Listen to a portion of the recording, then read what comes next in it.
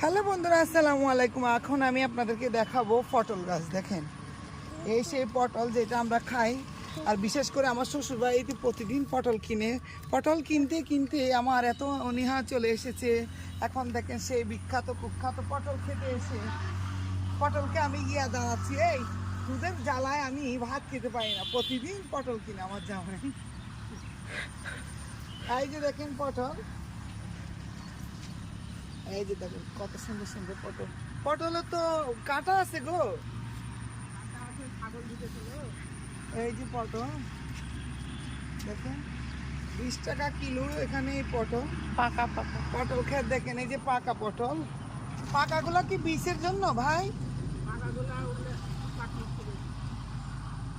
ওগুলা নষ্ট করে দিতে। এই দেখেন পটল ক্ষেত, শুধু কাটা একটা পটল ক্ষেত, এখানে প্রচুর পটল ধরে রয়েছে। আর আমাদের তো আমি কখনো দেখি নাই পটলকে দূর থেকে কাছে দেখেন। পটল। তো দেখেন আপনাদেরকে আমি পটল ক্ষেত দেখাচ্ছি। আপনারা অবশ্যই আমাকে লাইক শেয়ার আমার এই ভিডিওটা শেয়ার করে দেবেন, আর বেশি বেশি সাবস্ক্রাইব করবেন। আজকের মতো এখানে।